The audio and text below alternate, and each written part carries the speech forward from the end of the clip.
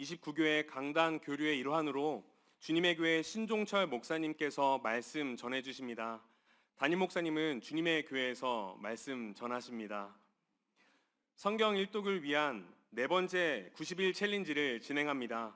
지금까지 모든 1차부터 3차까지의 이 챌린지를 참여하신 분들도 계신데 이번에도 많이 참여해 주셔서 말씀으로 삶을 튼튼하게 채워가는 우리 그런 은혜가 가득하기를 간절히 소망합니다. 9월 1일 주일까지 주보와 홈페이지를 통해 참고해 주시고 신청해 주시면 되겠습니다.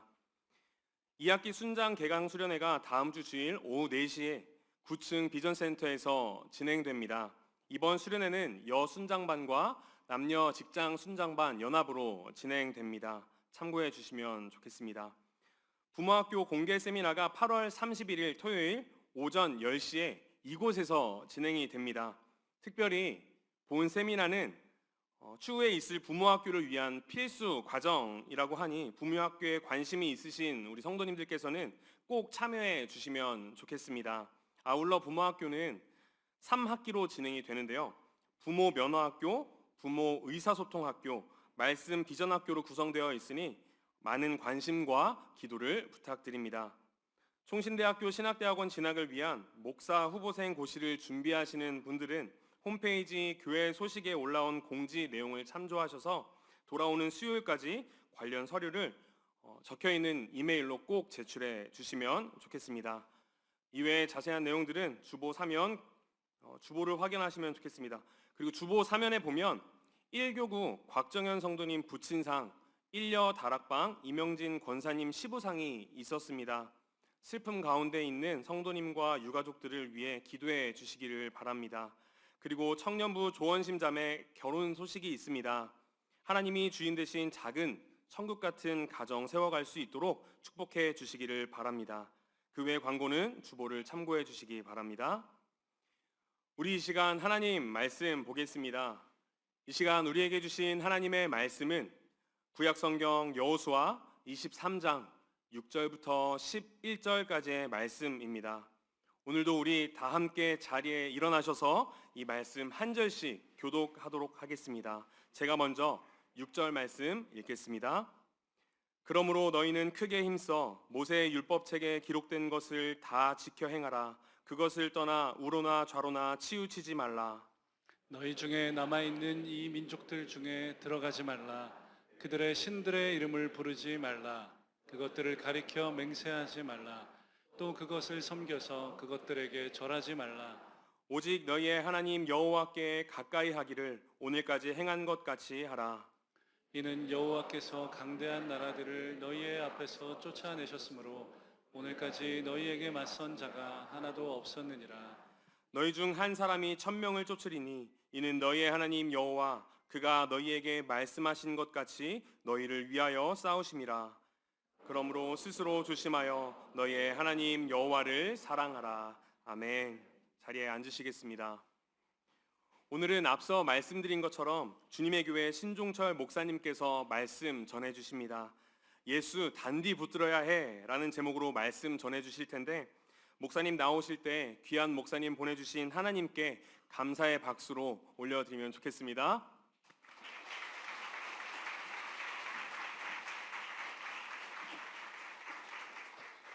할렐루야. 너무나 귀한 사김의 교회 성도님들과 함께 우리 하나님을 예배할 수 있어서 너무나 기쁘고 또 너무나 감격스럽습니다. 제가 어디 가나 하는 인사가 있는데 이렇게 인사합니다. 빛이 있으라. 발음을 잘 하셔야 됩니다. 빛이 있으라 하면 큰일 납니다. 이 빛이 있으라 인사는 예수 그리스도에 대한 생명의 빛이 우리 가운데 가득하기를 원합니다 라는 마음으로 우리 옆에 계시는 분을 축복해 드리는 겁니다. 우리 좌우에 계신 분들에게 이렇게 인사하실까요? 빛이 있으라. 네. 아멘이십니까? 네, 아멘입니다. 우리 유병희 목사님은 저랑 동갑내기 친구입니다. 네, 여러분들 표정이 누가 더 늙었나 이런 너무나 친한 동역자이고 참 우리 유병희 목사님 스마트하시고 또 위트도 있고 가끔 귀엽기도 합니다.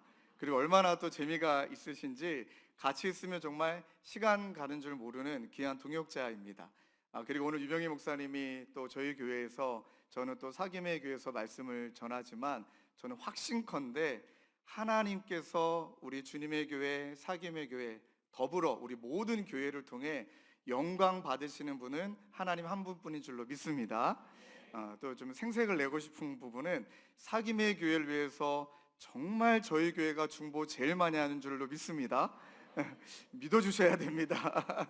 제가 뭐 과장하지 않고 일주일에 4번은 사김의 교회를 위해서 저도 기도합니다.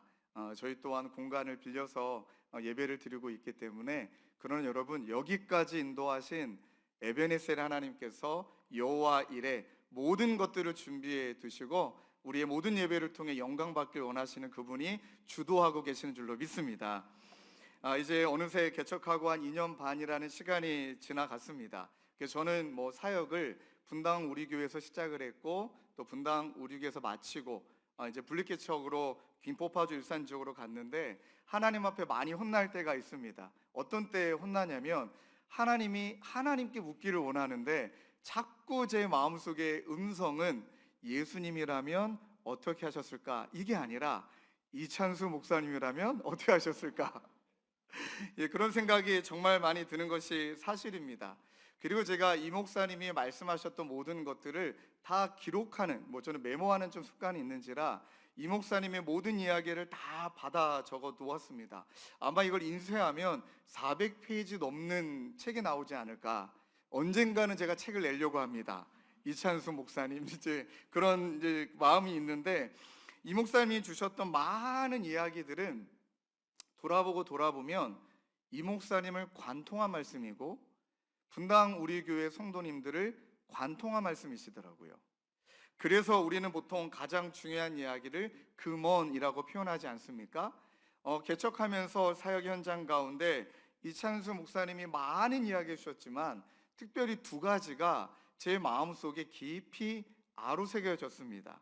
또 그 말씀이 저로 하여금 붙들어주는 은혜들을 경험하게 되어지는데 늘 첫 번째는 이겁니다. 늘 강조하셨던 것은 하나님 앞에 섰을 때를 생각하며 오늘을 살고 오늘을 사역하라.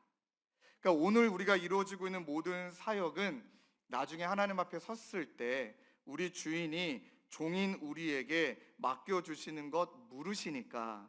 또 제 이름이 종철이 아닙니까? 교육자 회의 시간 때 정말 저를 많이 놀리셨습니다. 종철아, 종처럼 살아라. 예, 여러분 이해가 안 가십니까? 종철아, 종철아가 아니라 종철아, 종처럼 살아라. 늘 청지기 리더십을 이야기하며 나중에 하나님 앞에 섰을 때를 생각하며 오늘을 살아라. 정말 맞는 말씀입니다. 이 말씀이 때로는 너무 힘겨울 때 좀 마음이 좀 편안해지기도 하고요. 또 우리의 마음이 자꾸 비장해질 때 그 비장함을 내려놓게 합니다. 또 2번째 목사님이 강조하셨던 것 중에 한 가지가 행복하게 목회하라, 이 말씀이셨습니다. 이 행복하게 목회하라라고 말할 때 늘 전제하셨던 이야기가 비장하게 하지 말라라는 말이에요. 그러면서도 오늘 죽을 것처럼 사역해라, 또 이렇게 말씀하세요. 이게 어떤 말씀일까? 비장하다라는 것은 이 괴롭고 슬픈데 억지로 억누르며 한다, 그게 여러분 비장함의 특징이거든요. 그렇지 않다는 거예요. 늘 강조하셨던 이야기가 이런 나를 쓰신다? 하나님의 은혜 아니니? 또 늘 우리 이 목사님이 하셨던 이야기가 우리 아버님 금식 기도하다 소천하셨다. 지금 나에게 주어진 것은 아버지의 기도의 열매지 내가 한 게 아니다. 은혜다. 돌아보면 다 은혜 아니니? 주장할 게 뭐가 있니? 이런 부족한 나에게 사명을 맡기셨으니 얼마나 행복하니? 하면서 제일 피곤해 보이시는 모습을 보이시는 목사님이 기억에 납니다. 네, 2년 반 이제 시작해보니 그 말씀이 정답입니다. 여러분 교회뿐만 아니라 이 사김의 교회를 세워가시는 것뿐만 아니라 여러분들의 삶을 지탱하는, 또 여러분들의 삶을 관통한 금원이 있으시다면 무엇입니까? 여러분 오늘 본문 말씀의 배경이 그러합니다. 이 여호수아가 이제 하나님 맡기신 사명을 다 감당하고 이제 가나안 정복 전쟁이 끝난 지도 한 20년이 흘렀습니다. 이제 지파들에게 각 지역을 맡기고 그리고 이제는 여호수아에게 할당된 지역으로 돌아가 아마 그런 여생을 보내고 있었던 중이었던 것 같습니다. 근데 갑자기 이 여호수아가 죽는 날이 다가와서 느껴서일 수도 있지만 그 20년, 이미 가나안 정복 전쟁이 끝나고 나서 안정감을 누렸던 20년을 바라보며 이제 여호수아가 말을 하기 시작합니다. 보통 이것을 유언이라 얘기하죠. 저 유언이라 생각하지 않습니다. 본인의 삶을 관통해서 가장 중요한 것을, 가장 소중한 것을 남겨야겠다. 그래서 저는 유언이란 말 대신에 금언이라고 표현합니다. 이런 말씀의 배경을 보면 23장 오늘 읽었던 본문은 24장하고도 연결되어지는데 근데 대상이 조금은 달라요. 먼저 23장에 있는 금언을 누구에게 전하느냐? 그 지파의 지도자들에게, 먼저 가장들에게 전합니다. 그리고 난 다음에 24장이 이스라엘 백성들 전체에게 전하는 금언입니다. 자, 1절 2절 말씀을 제가 한번 읽어 드릴게요. 여호와께서 주위의 모든 원수들로부터 이스라엘을 쉬게 하신 지 오랜 후에, 오랜 시간이 지났죠. 약 20년이라고 이제 우리가 추정합니다. 여호수아가 나이 많아 늙은지라 여호수아가 온 이스라엘 곧 그들의 장로들과 수령들과 재판장들과 관리들을 불러다가 그들에게 이르되 나는 나이가 많아 늙었도다. 물론 나이가 많아 늙었도다라는 말씀을 다양하게 해석할 수 있지만 이제는 내가 이 나이가 늙어서 죽을 날이 얼마 안 남아서 그게 아니라 나는 이 모든 시간을 지나고 보니 정말 중요한 얘기 한 가지를 해야 될 것 같다. 중요한 몇 가지 이야기를 해야 되는데 먼저 지도자들을 불렀던 이유가 무엇일까요? 이미 여호수아의 머릿속에는 지금을 보고 있는 게 아닙니다. 20년 뒤, 30년 뒤, 40년 뒤를 바라보고 이 말을 남기는 겁니다. 이 말씀을 푼다면 이거예요. 니네와 나는, 너희들과 나는 전쟁을 경험하지 않았니? 전쟁 한가운데서 넘어지기도 하고 하나님의 은혜로 말미암아 다시 아이성을 또 우리가 이기기도 하고 또 기브온 족속 앞에 무너졌던 경험들, 그 하나님이 은혜 주셔서 다시 나아가게 했던 그런 모든 경험들은 우리에게 있지만 우리의 자녀들은 돌아보니 이미 그들은 하나님이 약속해 주신 땅에 들어와서 분배받은 땅에서 이미 정착하고 살아가고 있었던 그런 세대들, 아마 그런 아이 중에 어떤 아이는 20살이 됐고 어떤 대상은 15살이 됐고, 그러니 전쟁을 모르고 하나님의 은혜를 모르고 하나님이 어떻게 일하셨는지를 모르는 세대이기 때문에 그 책임이 그들에게 있다는 게 아닙니다. 어떤 의미에서는요, 다른 본문이지만 다니엘과 세 친구들이 그렇게 나라 뺏기고 고생한 건 그들 때문이 아니었잖아요. 그들의 조상, 그들의 부모 때문에, 그 부모가 하나님의 말씀을 지켜내지 못함으로 말미암아 나라 빼앗기고 노예가 됐던 것은 다니엘과 세 친구의 책임이 아니에요. 어른들의 책임이었죠. 그 전 세대의 책임이었죠. 이 여호수아가 그것을 보고 있습니다. 앞으로 이 은혜를 경험하지 못한 세대들이 어떻게 될지 모르니 우리가 정신을 바짝 차려야 된다라는 마음으로 지도자들에게 오늘 말씀을 먼저 전하고 있습니다. 여러분, 그러면 제가 만약에 여호수아였다면 이렇게 이야기할 것 같아요. 우리 얼마나 고생했니? 우리 얼마나 애썼니? 야, 죽다 살지 않았니? 야, 요단강 건널 때 우리 진짜 대단하지 않았니? 하고 자신의 이야기들, 우리의 이야기를 할 법한데 여호수아가 지도자들에게 전하는 이야기의 핵심은 본인들에게 있지 않아요. 본인들의 공로에 있지 않아요. 어떠했는지 말하지 않아요. 하나님 이야기만 합니다. 여러분, 이게 와닿지 않죠?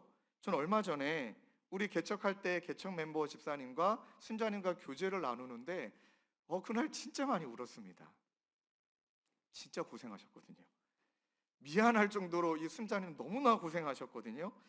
그리고 이번 방학이 돼서 교제 나눌 겸 저도 개척 멤버를 챙기고 그런 성격이 아니기 때문에 그냥 신방차 만나 뵀는데 그분의 이야기 속에 그분의 공로, 그분의 고생, 우리가 어떻게 교회 세워왔는지 이 이야기가 하나도 없었습니다. 첫 마디가 목사님 너무 하나님 좋지 않아요? 목사님 이곳에 교회를 세워주신 우리 하나님의 그 크심이 얼마나 너무 놀랍지 않아요? 이런저런 위기 가운데 하나님이 그 은혜를 베풀어 주신 것이 너무나 놀랍지 않아요? 계속 그분의 이야기의 핵심은 하나님에 대한 이야기입니다. 하나님에 대한 이야기. 야, 그분의 이야기를 전해 듣는데 눈물이 나더라고요. 그리고 23장 3절 4절에 여호수아도 동일한 마음으로 얘기합니다. 너희 하나님 여호와께서 너희를 위하여 이 모든 나라에 행하신 일을 너희가 다 보았거니와 너희 하나님 여호와께서 그는 너희를 위하여 싸우신 이시니라. 보라, 내가 요단에서부터, 이 한마디 요약하잖아요. 요단에서부터 해지는 쪽 대해까지 남아 있는 나라들과 이미 멸한 모든 나라를 내가 너희를 위하여 제비 뽑아 너희의 지파에게 기업이 되게 하였느니라. 하나님에 대한 이야기로 여호수아의 심정이 가득 차 있어요. 하나님이 하셨다. 하나님이 싸우셨다. 하나님이 이루셨다. 어떠한 순간에도 우리를 붙들어 주시는 분은 하나님이시다. 그러니 지도자들아, 그러니 지파장들아, 그러니 가장들아, 우리가 다음 세대들에게 보여줘야 되는 것은 우리를 끝까지 붙들고 계신 그 하나님을 우리도 반대로 붙들고 있어야 된다라는 몸부림을 쳐야 된다. 이렇게 말씀하고 계시는 것입니다. 여러분, 제가 일부 때도 놀랬지만 여러분들 왜 이렇게 말씀을 잘 들으세요? 제가 좀 당황이 됩니다. 저 좀 그만 째려보세요. 마치 말씀을 막 곱씹고 씹어 드시겠다는 여러분들 표정이 느껴지니까 우리 유병희 목사님 좋겠다. 우리에게도 좋습니다. 정말 말씀을 대하신 여러분들 태도에 다시금 막 마음이 뜨거워집니다. 자, 다시 돌아와서 한 달 전이네요. 제가 중등부 때 섬겼던 제자 아이가 어머랜다 죄송합니다. 이제 시간이 지나갔고요. 애 아줌마가 됐어요. 와, 제가 얼마나 반갑던지. 아니, 아이를 낳고 파주로 이사 와서 우리 교회로 등록한 거예요. 근데 그 아이와는 사연이 있거든요. 얘가 중학교 때 어머님은 좀 일찍 소천하셨고 아버지가 도망가셨어요. 그래서 외할머니가 이 아이를 키우셨습니다. 할머니 손에 자란 아이인데 상처도 많고 열등감도 심하고 늘 말 걸면 대답도 안 하고, 근데 그 아이랑 관계를 하나님 맺게 하시고 하나님이 그 아이를 만나주시고 그렇게 이 친구랑 대학교 2학년이 될 때까지 교제를 쭉 나눴습니다. 그런데 그 중간에 참 아픈 일이 있었거든요. 이 친구가 고3 때 할머님이 시한부 판정 받으신 거예요. 이제 유방암이셨는데 암이 온몸에 이미 다 퍼지신 거예요. 손을 댈 수가 없는 상황이.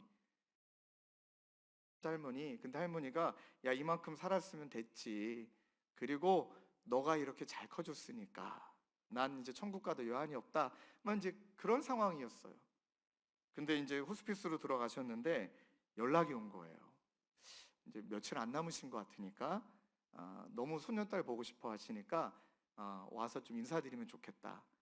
그리고 나서 이 친구가 저한테 전화를 했는데 막 울고 있어요. 그리고 못 가겠대요. 그럼 그 마음이 헤아려지지 않습니까?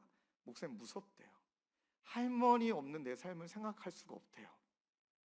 못 가겠대요. 목사님 어떻게 해야 돼요? 그 아이의 마음을, 그래 너 얼마나 마음이 그렇겠니? 근데 할머님 너 지금 엄청 보고 싶을 거야. 가자 하고 이제 이 친구를 데리고 갔습니다. 할머님이 막 기다렸다는 듯이 얘를 바라보는 표정이 내 느낌이 이제 정말 많이 남지 않으셨구나. 그리고 이제 손녀딸을 안아주시면서 막 그 친구가 엄청 할머니 품 안에서 우는데 할머님이 한 번도 울지 않으세요. 저는 그게 어른의 모습을 봤어요. 손녀딸한테 울고 있는 모습을 안 보여주신 거예요. 그리고 막 울고 있는 손녀딸을 다독이기도 하고 막 얼굴도 만지고, 왜 이런, 저도 어렸을 때 할머니가 머리끝에서 발끝까지 막 저를 만져주셨거든요. 그게 뭔지 알거든요. 그리고 할머님이 얘를 막 온몸을 만지시면서 이제 하나님이 너랑 함께 하시니까 하고 딱 한마디 하셨습니다. 아주 단단하게, 아주 힘있게. 누구야? 예수 단디 붙들고 살아야 해. 딱 그 한 말씀 하셨습니다. 누구야? 예수 단디 붙들고 살아야 해. 그리고 이틀 있다가 돌아가셨거든요. 그 말씀이 유언이 됐어요. 시간이 지났어요. 이 친구가 또 대학도 잘 갔고 열심히 자기가 하고 싶은 쪽에 또 일이 잘 연결이 됐고 그 다음에 이제 소식이 끊겼습니다. 그런 이제 애기 아줌마가 애엄마가 돼가지고 저에게 왔는데 처음에 제가 못 알아본 거예요. 못 알아봐가지고 다짜고짜 저를 보면서 막 달려와가지고 웬 애 아줌마가 저를 안는 거예요. 우리 성도들이 많이 봤거든요, 그 장면을. 얼마나 오해했을까요? 사모님이 아닌데 웬 젊은 여자가 목사님을 안지? 그리고 막 안고 있는데 저는 뛰어내려고 하고 얘는 막 안으려고 하고 뭔가 이 상황이 딱 귓속말로 목사님 저 누구예요? 그 순간에 저도 눈물이 확 터지더라고요. 그냥 둘 다 그냥 부둥켜 안았어요. 그냥 누가 쳐다보든지 말든지. 그러면서 너 여기 웬일이냐? 벌써 결혼했니? 애도 낳네? 야, 하고 나서 이 친구가 하는 이야기가 많은 이야기 하고 싶을 거 아닙니까? 어떻게 살았으며 어떻게 시간 보냈으며 그때 이 친구가 했던 딱 한마디가 이거예요. 목사님 예수 단디 붙들고 살다 왔어요. 와, 정말 눈물이 나더라고요. 와, 그 한마디를 얘도 기억하고 있었고 저도 기억하고 있었기 때문에 할머님이 이 아이에게 그 모습을 보여주신 거예요. 어떻게 살았니? 얘가 스튜디스였더라고요. 또 신랑은 또 기장이에요. 그래서 잘 만났다, 비행기에서 만났구나 막 농담도 얘기하고 그랬더니 또 신랑이 또 선교사님 아들이에요. 기장인 그 친구가 너무 외로웠던 그들이 만나서 교제 나누고 하나님의 나라, 하나님의 가정을 이뤄가는 모습. 그리고 그때 이 친구랑 불렀던 또 찬양이 그때 할머님이 소천하시기 전에 예배 드리러 갔잖아요. 할머니 임종 예배 드리러 갔을 때 그때 불렀던 찬양이 이 찬양이거든요. 주님여 이 손을 꼭 잡고 가소서 약하고 피곤한 이 몸을. 그리고 그날 얘랑 또 이 찬양을 부르는데 이제 얘도 애 키워 보니까 엄마가 돼 보니까 힘든 거예요. 자녀 첫째가 장애가 있거든요. 힘든 시간을 보내고 어려운 시간을 보내는데 할머님과 함께 불렀던 또 그 찬양이 생각나며 그 시간에 같이 찬양을 부르며 지금 저희 교회에서 신랑과 남편과 또 두 아이와 함께 신앙생활을 너무 잘하고 있는데 여러분 오늘 여호수아도 아마 그 마음이었을 것 같아요. 다른 마음이 아니라 주님 손 단디 붙들어야 된다. 근데 애들은 모른다. 아직은 그리스도를 만나지 못했던, 인격적으로 만나지 못한 자녀들은 모르니 이 그리스도를 단단히 붙들고 살아가고 있는 모습을 자녀들에게 보여줘야 된다. 마치 여호수아가 그 지도자들에게 그렇게 말하는 것 같아요. 오늘 그 세 가지를 살펴보려고 합니다. 여호수아가 이 지도자들에게 전달했던 금원 첫 번째는 히브리어로 말하면 하자크라는 단어입니다. 이 말은 크게 힘써라는 말의 어원입니다. 크게 힘써 말씀을 붙들라. 우리 여호수아 23장 6절 말씀을 화면에 띄워주시고 한 목소리로 함께 읽을까요? 시작. 크게 힘써 모세의 율법책에 기록된 것을 다 지켜 행하라. 그것을 떠나 우로나 좌로나 치우치지 말라. 여러분 진짜 말씀이 기가 막히지 않습니까? 모세 율법책이 기록된 것을 다 지켜 행하라 이렇게 끝내도 되는데 뒤에 이 말씀이 있어요. 그것을 떠나 우로나 좌로나 치우치지 말라. 여러분 이 말씀은 여호수아가 사명을 받을 때 이 가나안 백성들을 이끌고 이제는 이스라엘 백성들을 이끌고 가나안 정복 전쟁을 치룰 때 하나님이 여호수아에게 주신 말씀입니다. 근데 그때 받았던 말씀이 좌로나 우로나 치우치지 말라. 아마 이 말의 의미는 몰랐을지도 몰라요. 그러나 이제 여호수아가 110살이 되어서 가나안 정복 전쟁을 다 치르고 보니까 이제 깨닫는 거예요.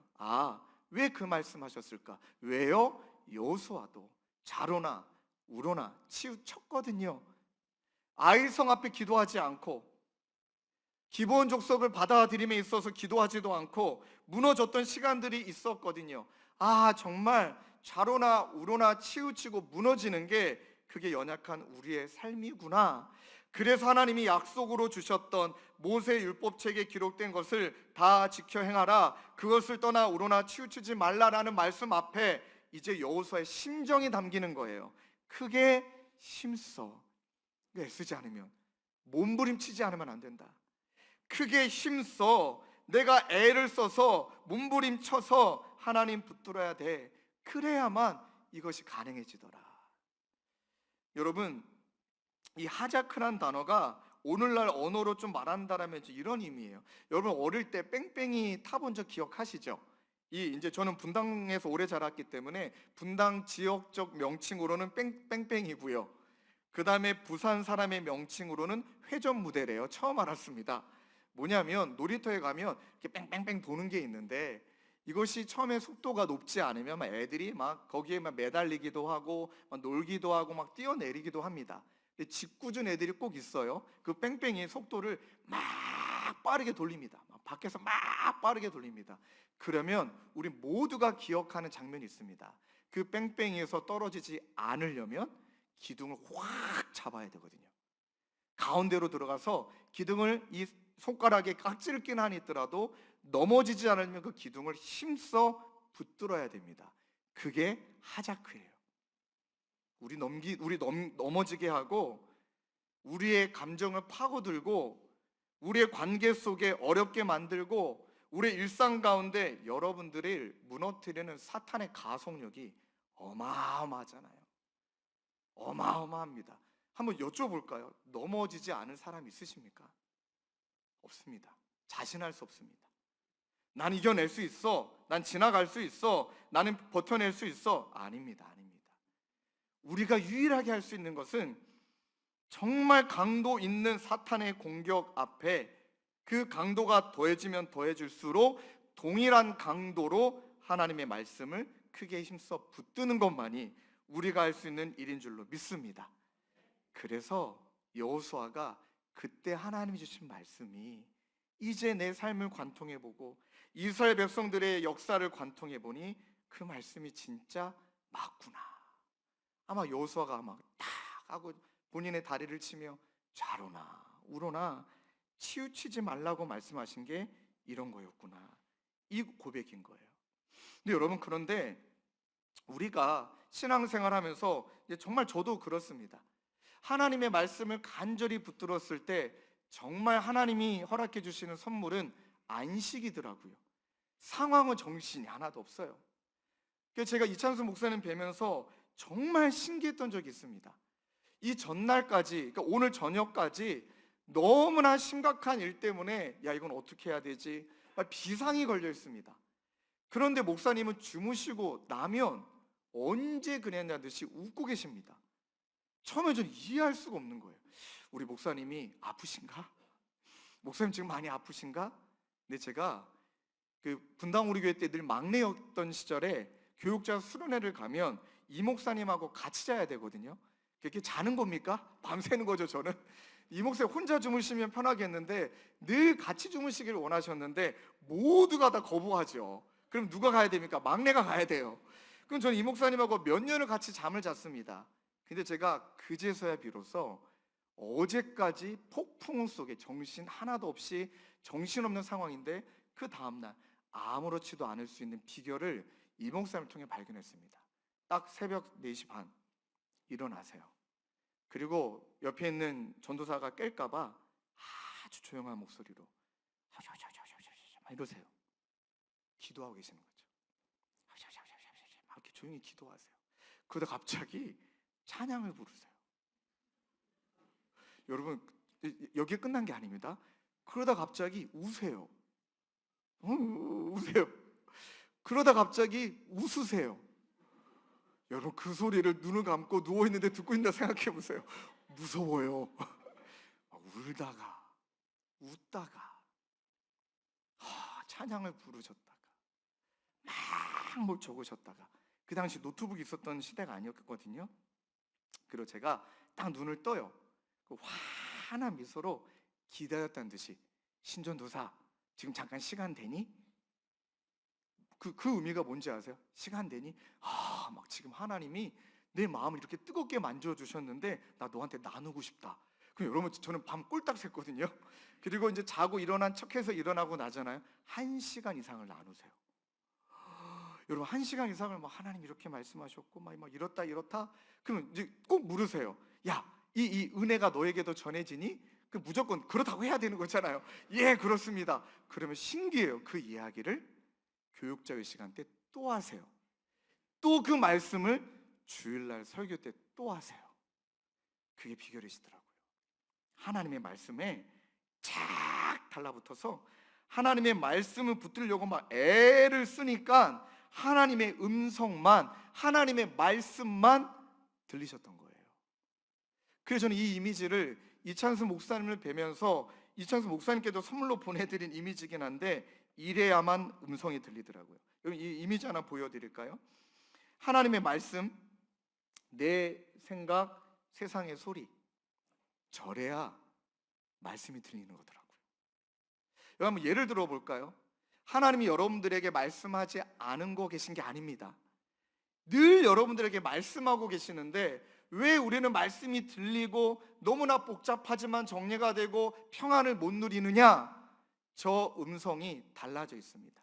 하나님의 음성도 여전히 들리는데 내 생각의 소리도 지금 너무나 커져 있는 거예요. 걱정, 근심, 나 이래도 되나? 나는 지금 어떻게 해야 되나? 내 마음의 소리의 볼륨도 너무나 커져 있는 거죠. 이뿐입니까? 세상이 여러분들을 가만히 둡니까? 자녀 그렇게 해서 어떡하려 그래? 아니, 그 남편 어떡하려 그래? 그 사업 어떡하려 그래? 경제적으로 이런데 네가 지금 교회 나와서 예배 드릴 때야 막 세상의 기준들의 소리들이 막 너무나 여러분들이 시감았습니다. 그럼 생각해 보십시오. 세상의 소리도 커요. 내 마음의 소리도 커요. 하나님의 소리도 커요. 이 소리가 다 복합해서 들리니 안 들리는 거예요. 안 들리는 거예요. 오늘 여러 악기가 있었잖아요. 그럼 여러분, 이 악기 중에 나는 드럼 소리만 듣고 싶어, 모든 악기를 줄여야 되는 거예요. 나는 키보드의 소리만 듣고 싶어, 다른 소리를 줄여야 되는 거예요. 그런데 여러분, 정말 죄송하지만 정직하게 저게 되지 않으니까 우리는 맨날 좌로나 우로나, 아니 앞뒤 위아래 다 흔들리는 거예요. 이것을 정말 깨닫게 되더라고요. 그래서 저는 기도를 위한 기도하는 걸 좋아합니다. 이제 제 개인적인 기도 시간이 있잖아요. 그럼 무조건 딱 들어가서 기도하는 것이 아니라, 하나님, 이제 기도를 시작하려고 하는데 하나님, 내 마음의 소리를 이 시간 성령 하나님이 다 줄여주시고, 또 기도하다 보면 자꾸 사역이 떠올라요. 뭐 해야 되고 하나님 다 내려놓게 하시고, 기도를 위해서 기도하고 그 다음에 기도를 시작하면 한 번도 안 운 적이 없는 것 같아요. 그냥 마음에 평안을 주세요. 기쁨을 주시고. 그리고 저도 요즘 울다가 웃다가 이러다가 똑같이 하고 있더라고요. 그분처럼. 저 그림이 되어야만, 저렇게 힘써야만 하나님의 말씀이 들리고, 그 말씀이 들린 다음에 여호수아가 두 번째 얘기하는 금원, 두 번째를 깨닫게 돼요. 그 두 번째는요, 다바크라는 단어, 하나님을 가까이 하라라는 말의 어원입니다. 자, 여호수아 23장 8절 9절 말씀을 화면에 띄워주시고 함께 읽을까요? 시작. 너희는 하나님 여호와께 가까이 하기를 오늘까지 행한 것 같이 하라. 이는 여호와께서 강대한 나라들을 너희들의 앞에서 쫓아내셨으므로 오늘까지 너희에게 맞선 자가 하나도 없었느니라. 아멘. 여기 말씀에 오직 너희 하나님 여호와께 가까이 하기를 오늘까지 행한 것 같이 하라. 현재 진행형을 말하는 거죠. 그냥 가까이 했었더라가 아니라 늘 가까이 하기를, 우리 일본과 연결한다면 힘써야 된다. 이 다바크라는 단어가 가까이 하다, 딱 붙어 있다, 틈을 주지 않는다, 붙잡다, 이거를 우리가 의역한다면 하나님과 나 사이의 거리에 어떤 것도 두지 않는다. 하나님과 나 사이에 어떤 것도 아무것도 두지 아니하고, 나는 신앙생활은 홀로 서는 것이 아니라 딱 붙어 서는 것이구나, 이것을 말하는 겁니다. 여러분, 동물의 왕국이나 그런 다큐멘터리를 보시면 새끼들이 언제 잡혀 먹습니까? 무리에서 이탈하거나 부모 곁에서 이탈했을 때입니다. 딱 그 상황입니다. 사탄이 저와 여러분들 지켜보며 하나님과 나 사이에 어떤 감정이나 어떤 일이나 어떤 이슈로 그렇게 벌어져 있을 때, 그때 빼짚고 들어와서 우리에게는 약간의 틈일지 모르지만 사탄에게는 그것이 기회가 되어서 하나님을 가까이 하지 못하게 만듭니다. 그 말은 즉슨 내 일에만 몰두하게 만들고, 내 문제에만 몰두하게 만들고, 내 상황에만 몰두하게 만듭니다. 그렇게 시간이 지나가면 우리 안에 나타나는 자연스러운 특징은 영적으로 고갈됩니다. 영적으로 고갈돼서 나중엔 물론 너무 힘들어서 기도할 힘조차 없을 때도 있지만 나중에 기도조차 잃어버려요. 그래서 내가 지금 뭐 하고 있는 거지? 지금 나는 어디에 있는 거지? 이렇게 된다는 것입니다. 근데 여러분, 이 여호수아 23장 8절 9절에 등장하는 다바크라는 단어가 성경에 여러 군데에 등장하는데, 이 다바크와 연합을 이루는 히브리어가 있습니다. 다바크를 얘기할 때 꼭 등장하는 어원적 의미가 빈이라는 단어가 있는데, 그 단어가 시편 5편 1절에 있습니다. 한번 읽어 드릴게요. 여호와여 나의 말에 귀를 기울이사 나의 심정을 헤아려 주소서. 겉으로 괜찮은 척해도 속마음이 뭉그러져 있다 말하는 그 심정을 헤아려 주신다. 나의 왕, 나의 하나님이여, 내가 부르짖는 소리를 들으시고 내가 주께 기도한다. 여호와여 아침에 주께서 나의 소리를 들으시리니 아침에 내가 주께 기도하고 바라리이다. 이것을 좀 그림으로 그린다면 하나님의 귀에다 대고 내가 가서 말하고 있는 거예요. 틈이 없습니다. 귓속말 하듯이. 그러니까 둘 사이에 떨어져 이야기하는 게 아니라 밀착돼서 이야기하는데, 아니 그럼 귀에다 대고 살살 말해도 되잖아요. 어떻게 기도합니까? 부르짖어. 부르짖어. 이게 느껴지십니까? 하나님께 쫙 달라붙어 갖고, 난 하나님 아니면 안 돼, 나의 왕 아니면 안 돼, 내 심정은 하나님 말고는 아무도 모를 거야 하고 그 귓가에다 대고, 하나님 귓가에다 대고 부르짖고 있는 거예요. 간절한 기도죠. 이 기도가 다바크 기도예요. 이렇게 기도가 이루어졌을 때 하나님이 주시는 은혜와 선물은 무엇입니까? 나의 심정, 내 속마음을 뭐해 주신다? 헤아려 주신다. 여러분, 이 히브리어 헤아려란 단어가 진짜 매력적인 단어예요. 빈이라는 단어인데, 이 단어는 세 가지가 다 이루어질 때만 쓸 수 있는 말입니다. 첫 번째는요, 알아주심. 아무도 내 맘 몰라요. 목회해 보니까 몰라요. 아무도. 우리 아내도 내 마음은 몰라요. 근데 하나님은 그걸 알아주심. 그리고 알아만 주시는 것이 아니라 주의 깊게 살펴주심. 여러분, 살펴주신다라는 건 부모와 자녀를 살피듯이에요. 부모가 자녀를 살피듯. 그리고 어떻게 하신다고요? 세심하게 돌봐주심. 이 은혜를 경험할 때, 그때 딱 이 장면이 아이가 부모 무릎에 누워 잠들어 있는 모습입니다. 그렇게 하나님이 빈 헤아려 주심. 그때 아이는 뭐하죠? 잠들어 있죠. 그때야 비로소 이 땅에 줄 수 없는 안식을 누리게 되는 것이죠. 비로소야 그때 하나님이 주시는 평강 가운데 하나님 아니면 안 된다라는 고백이 나오게 되는 겁니다. 저희 교회에는 사업을 크게 하시다가 크게 망하신 분들이 많습니다. 이렇게 말씀드리는 걸 이해해 주십시오. 크게 사업하시다가 크게 망하셨습니다. 전문 용어로 쫄망이라 얘기합니다. 저는 그분들에게 나타나는 특징을 발견해요.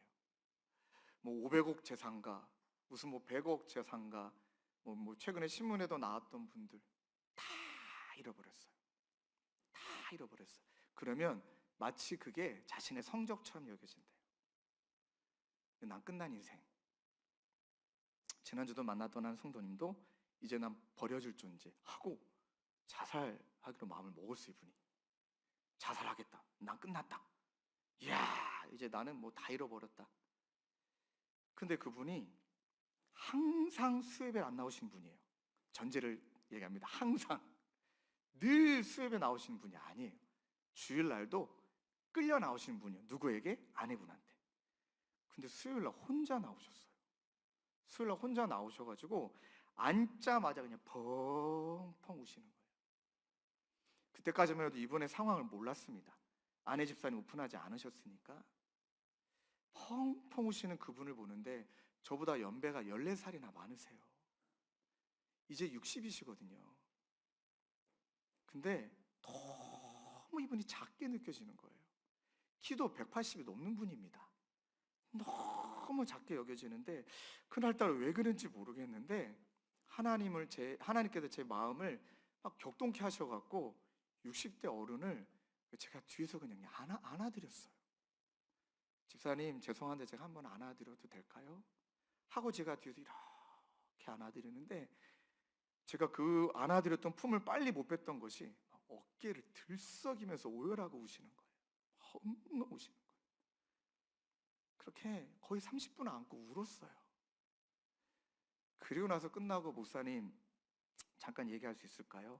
오픈하시는 거예요. 오늘 자기가 그래도 모태신앙이니까 양심이 있어서 예배 드리고 죽으면 하나님이 좀 불쌍하게 봐줄까 봐. 이런 기복신앙. 예배 드리고 죽으면 그래도 하나님이 불쌍하게 봐줄까 봐. 근데 그날 하나님이 나를 죽으라고 한 게 아니라 살라고 교회로 부르셨구나. 그리고 지금 택배하십니다. 큰 회사를 운영하신 그분이 다 처분하고 지금 택배하고 계십니다. 그리고 택배할 때마다 요즘은 너무 연락을 자주 주셔서 그런데 선곡해달라고 맨날 연락 주십니다. 찬양 듣고 싶은데 내 찬양을 모르니 목사님 선곡해달라 하고 일주일치 선곡을 제가 이분에게 보내드리면 찬양을 드리면서 택배하시면서 그 어느 때보다 그분에게 느껴지는 안식. 여러분 이렇게 설교 잘 들으면 길어진다 말씀드렸는데 이제 마무리해야 될 것 같습니다. 너무 잘 들어주시는데요. 그래서 요한복음 15장 5절 말씀에 저는 이 말씀이 진짜 마음에 와닿습니다. 나는 포도나무요 너희는 가지라. 그가 내 안에 내가 그 안에 거하면 사람이 열매를 많이 맺나니. 그 다음 구절 함께 읽을까요? 시작. 나를 떠나서는 너희가 아무것도 할 수 없습니다. 믿으십니까? 그렇게 고백하십니까? 아멘이에요. 주님 떠나서는 아무것도 할 수 없다. 하나님 정말로 주님 떠나서는 아무것도 할 수 없다. 그리고 마지막 여호수아가 금원으로 남겼던 것은 아가페입니다. 너무나 많이 들었던 단어죠. 그러나 23장 11절 말씀을 보면 이 아가페가 또 무엇과 짝을 이루느냐. 그러므로 스스로 조심하여 너희의 하나님 여호와를 사랑하라. 사랑하다라고 말할 때 스스로 조심하다라는 이야기가 있지요. 어떤 의미일까요? 정직하게 고백한다면 여호와를 사랑하는 것, 그거 너무 중요하지만 이 땅을 살아가며 내가 사랑하고 싶은 매력적인 것이 너무 많다는 거예요.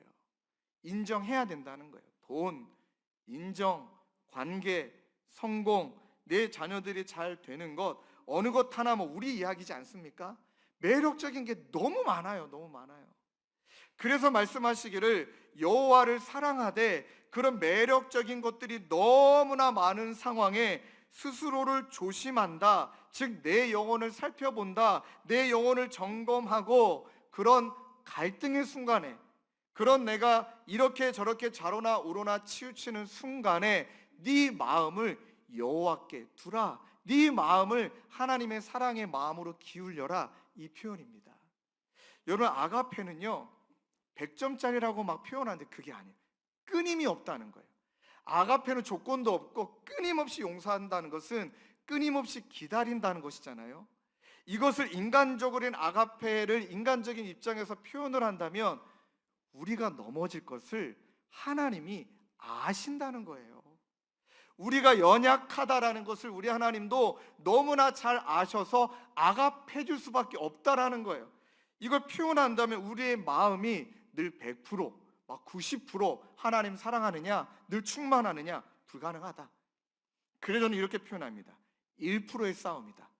날마다 내 마음에 하나님도 사랑하는데 이 땅의 것도 사랑하는 이 49대 51의 싸움 중에 날마다 좌로나 우로나 치우치는 내 마음이 어쨌든 애를 쓰고 어쨌든 내 자신을 점검해서 1%, 내 마음의 1%를 하나님의 사랑에 두느냐, 세상을 사랑하는 데 두느냐. 여러분 아시죠? 1%를 두는 곳에 시간 지나면 기울게 돼 있습니다. 기울게 돼 있는 거예요. 하나님 우리 아세요. 잘해야 된다. 야 너희들 넘어지면 안 된다. 이렇게 말 안 하세요. 그리고 말씀하시는 거죠. 네 1%를 나에게 다오. 이거는 네가 하는 거야. 그래서 우리를 예수님 하나님 닮은 형상으로 지어주셨잖아요. 그러니 결혼이라는 것은 그 아내만을, 그 남편만을 사랑하기로 작정하고 끊임없이 그 사람에게 마음을 주듯, 내가 어떤 상황이 있다 할지라도 내 마음의 1%를 하나님께 드릴 때, 무게를 실을 때, 그때 하나님을 사랑하고 하나님이 우리를 사랑해 주시는 은혜를 경험하게 되는 줄로 믿습니다. 이러할 때 우리에게 축복이 있대요. 5절입니다. 너희 하나님 여호와가 그가 너희 앞에서 그들을 쫓아내사 너희 목전에서 그들을 떠나게 하시리니 너희 하나님 여호와께서 너희에게 말씀하신 대로 너희가 그 땅을 차지할 것이라. 여기서 말하는 너희는 대표성을 말합니다. 그 족속을 말하는 거죠.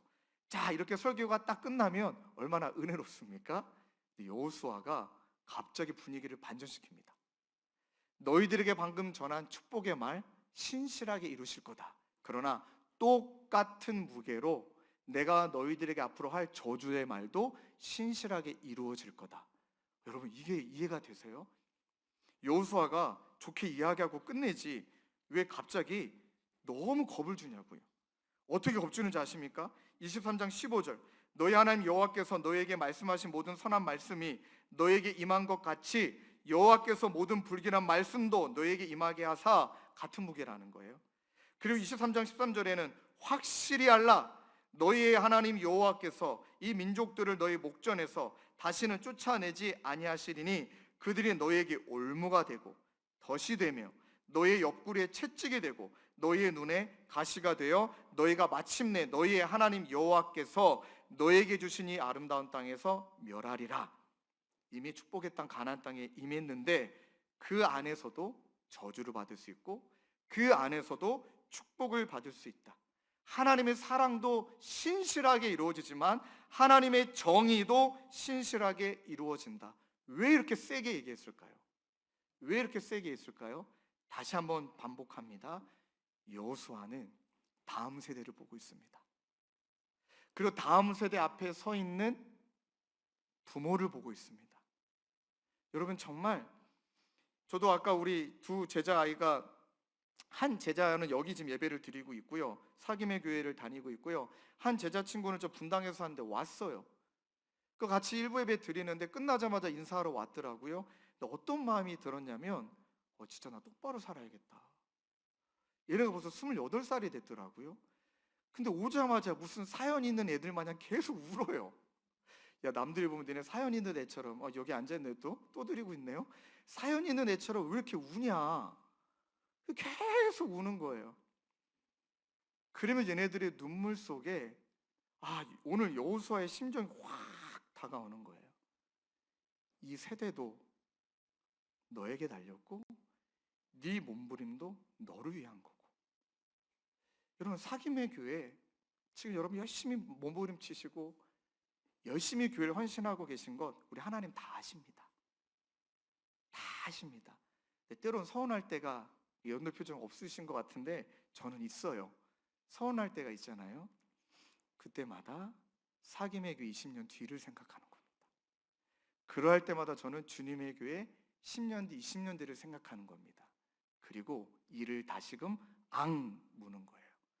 그리고 내가 이 자녀들에게, 주님의 교회에게, 사김의 교회에게 남겨줄 수 있는 것은 오늘 여호수아의 금원처럼 몸부림치는 거예요. 하나님 말씀에 붙들고 살아가는 몸부림, 하나님 어떠한 상황에도 하나님을 가까이하는 몸부림, 매 순간 스스로 살펴 하나님 사랑하기를 선택하는 몸부림. 좀 우스갯소리지만 저희 둘째는 하여간 제가 목사답지 못하면 얘는 정죄하는 놈입니다. 좀 집에서 낮잠 자면 안 됩니까? 낮잠 자면 항상 둘째는 목사가 낮잠을 자네? 이러는 애입니다. 기도 안 하잖아요? 그럼 저희 둘째는 목사가 이 성도님을 위해서 기도 안 하네? 얘 꿈도 목사거든요. 이제 뭐 어떻게 바뀔지 모르지만 또 꿈도 또 담임 목사래요. 너 왜 담임 목사니? 그러니까 그냥 부목사는 걔는 싫대요. 그 다음에 얼마 전에 얘가 했던 말 중에 참 제 마음속에, 가끔 하나님께서 아이를 통해 말씀하실 때가 있잖아요. 얘가 둘째가 했던 말이 아빠가 나한테는 하나님이야. 그 말 정말 무섭더라고요. 아빠가 나한테는 하나님이야. 뭐 제가 그런 능력의 모습 그게 아니라 아빠가 보여주는 모습이 하나님을 대신하고 있으니까 신목사 똑바로 해 이 말이잖아요. 그 말 듣는데 소름이 끼치더라고요. 그리고 오늘 그 두 제자를 만나면서도 다시금 발견한 거예요. 아, 몸부림쳐야 될 이유가 명확하구나. 우리 사기명교회 성도님들, 이 자리에 계신 성도님들이 또 조금 있다가 청년들을 만나겠지만 여러분 청년들도 사명이 있거든요. 그 청년들의 사명 지켜낼 때, 그 청년들이 장년이 되었을 때 여러분 사김의 교회가 영적 전성기와 더 은혜를 하나님이 준비하고 계시지 않을까요? 믿습니까? 그것을 위해서 오늘을 살아가는 것입니다. 말씀을 마치며 말씀을 준비하는 가운데 봤던 영상이 너무 은혜가 돼서 여러분들과 나누고 싶어 좀 이걸 허락받고 가지고 왔습니다. 한 찬양팀이 그 섬에 있는 시골 교회를 찾아가 어르신 대상으로 찬양 인도, 찬양 축제해주는 그 찬양팀이 있더라고요. 근데 그때 어르신들이 아까 불렀던 주님여 유손을 이 찬양을 부르세요. 근데 이전까지 저의 관점은 인생을 살아오시느라 얼마나 고생하셨을까, 저 주름살의 의미가 인생에 얼마나 많은 아픔과 슬픔이 있으셨을까, 그전엔 그랬는데요. 이 찬양의 영상을 보면서 우리 어르신들의 얼굴에 있는 모든 주름은 얼마나 영적으로 몸부림치셨을까, 그리고 여전히 그 연배이신데도 여전히 주님 붙들고 있는 몸부림을 보여주고 계시는 모습, 그 모습이 저와 여러분들이 지켜가야 될 모습인 줄로 믿습니다. 우리 함께 영상을 보시고 찬양하고 기도의 시간을 갖도록 하겠습니다. 인생이 힘들고 고난이 겹칠 때에 주님여 날 도와 주소서. 외치는 이 소리 귀 기울 이 시사 손잡고 날 인도하소서. 외치는 이 소리, 외치는 이 소리 귀 기울이시사 손잡고 날 인도하소서. 외치는 이 소리, 외치는 이 소리 귀 기울이시사 손잡고 날 인도하소서. 우리 주에게 고백합시다. 외치는 이 소리, 외치는 이 소리 귀 기울이시사 손잡고 날 인도하소서. 외치는 이 소리, 외치는 이 소리 귀 기울이시사 손잡고 날 인도하소서.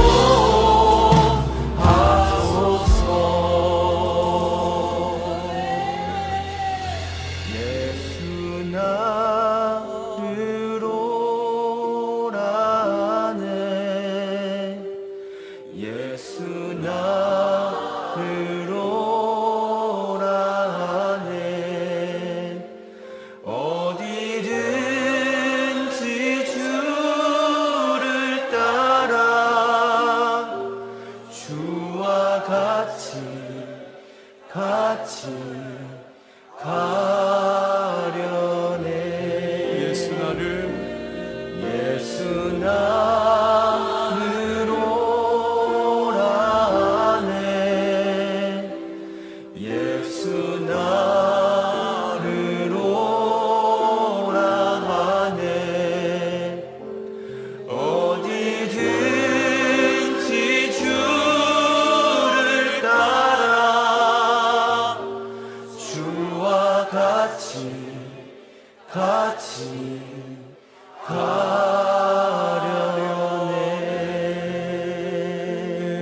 아멘, 아멘.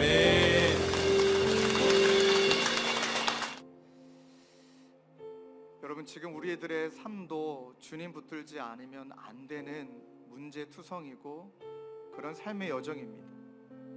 어느새 이 자리에 앉아 계신 많은 분들이 부모가 되어 계시기 때문에 자녀의 신앙 내 맘대로 또 내가 원하는 대로 되던가요? 또 그렇지도 않습니다.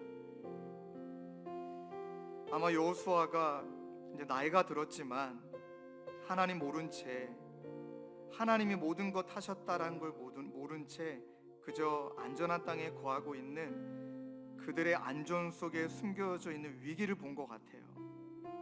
그래서 호소하는 마음으로 정말 말씀을 크게 힘써 붙들어야 되고, 하나님 정말로 가까이 해야 되고, 끝까지 매 순간 스스로를 잘 살펴 하나님 사랑하는 것, 그렇게 몸부림치는 것만이 우리가 할 수 있는 전부다, 이렇게 말씀해 주시는 것 같습니다.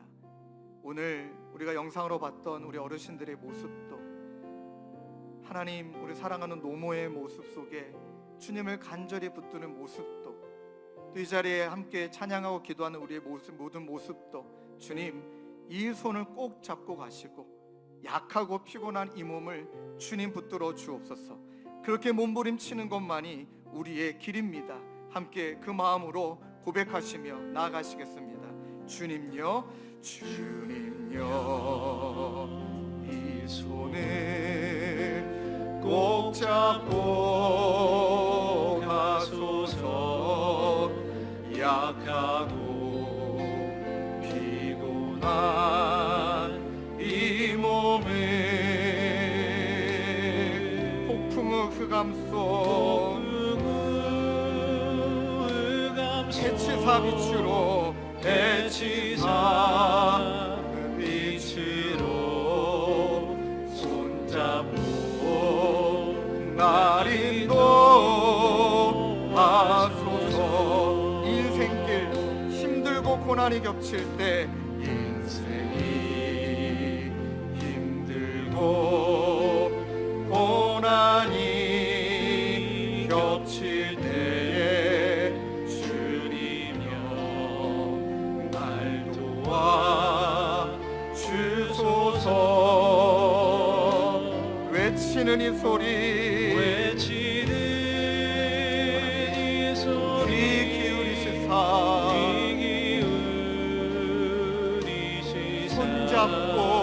손잡고 날 인도하소서. 고백하실까요? 외치는 이 소리, 귀 기울이시사. 외치는 이 소리, 귀 기울이시사.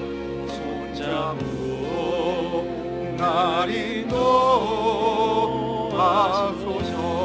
우리 이어서 찬양하실까요? 예수 나를 오라 하네, 예수 나를 오라 하네, 예수 나를 오라 하네. 어디든지 주를 따라 주와 같이 가려네. 주의 인도하심을 따라, 인도하심 따라, 주의 인도하심 따라, 인도하심 따라, 어디든지 주를 따라, 주와 같이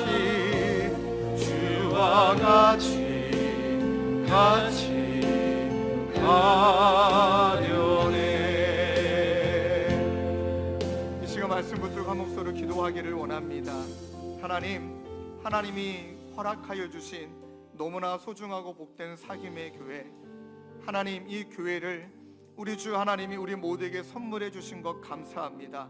아버지 하나님, 이 교회를 위하여 또 우리의 개인적인 삶을 위하여 우리가 다시금 몸부림치며 하나님 그렇게 믿음으로 나아갈 때, 무엇보다 하나님의 말씀을 힘써 붙들고 아버지 하나님, 우리의 마음이, 우리의 아버지 하나님 믿음이 하나님을 가까이 하며 더 나아가 날마다 갈등이 있고 날마다 선택할 수밖에 없는 순간에 하나님 정말로 우리 자신을 잘 살펴 하나님을 선택하는, 예수를 단디 붙들고 살아가는 우리 모두가 되도록 주님 인도하여 주시옵소서. 우리 한 목소리로 함께 기도하며 나가겠습니다.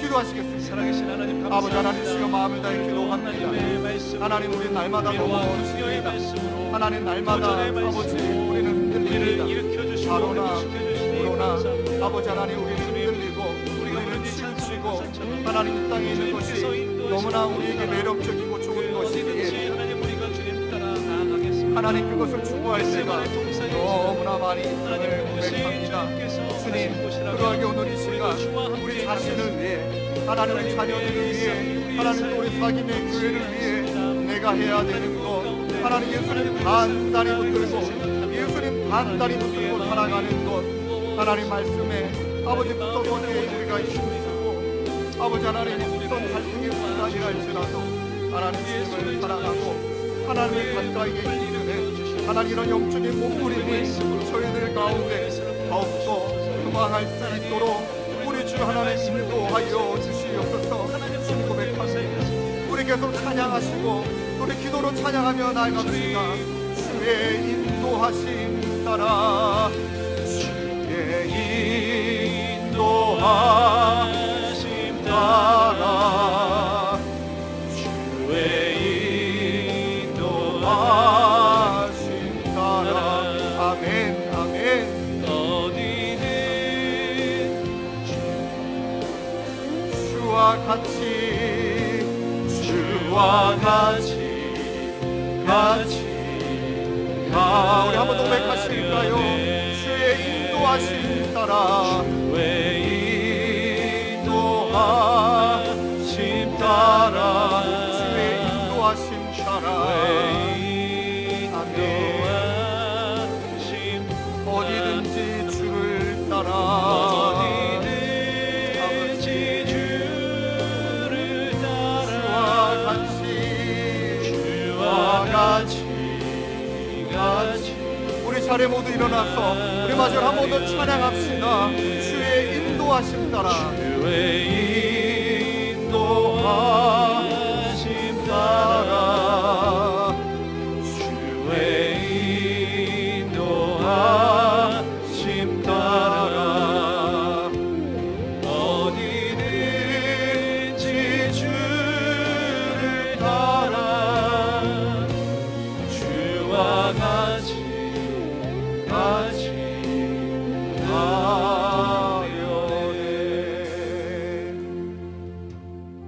하나님 아버지, 우리 사랑하는 성도님들의 삶을, 그리고 사귐의 교회 주인 되어 주신 하나님께서 우리 귀한 사귐의 교회를 하나님 헤아려 주시고 예비하여 주신 하나님만이 베풀어 주실 수 있는 안식을 날마다 누리는 우리 귀한 성도님들과 교회가 될 수 있도록 우리 주 하나님 인도하여 주시옵소서.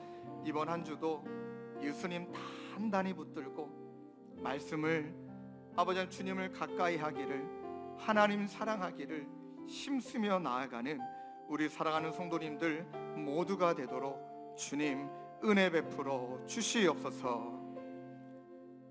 우리 구주 예수 그리스도의 은혜와 하나님 아버지의 다함없는 사랑과 성령님의 위로교통 감화, 우리와 함께 하시는 성령 하나님의 역사가 예수님 단디 붙들고 한 주간 살아가기로 다짐하는 사랑하는 성도님들과 사귐의 교회 가운데 영원히 함께 계시기를 간절히 축원하옵나이다.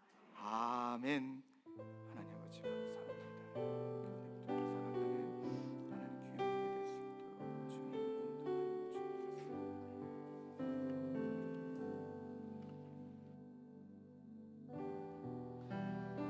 함께 은혜의 찬송을 부르며 삶 가운데로 나아가겠습니다.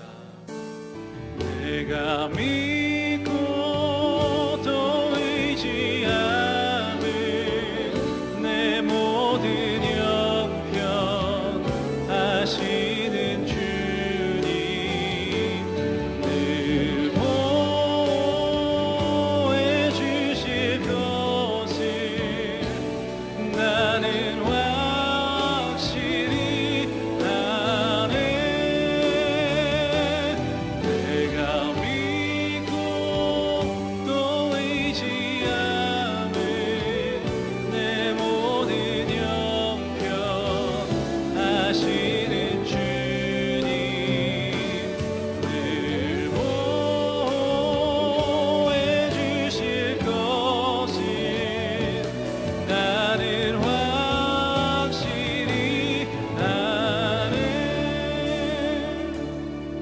주만 붙들고 살아가는 한 주간의 삶이 되시길 주님의 이름으로 축복합니다.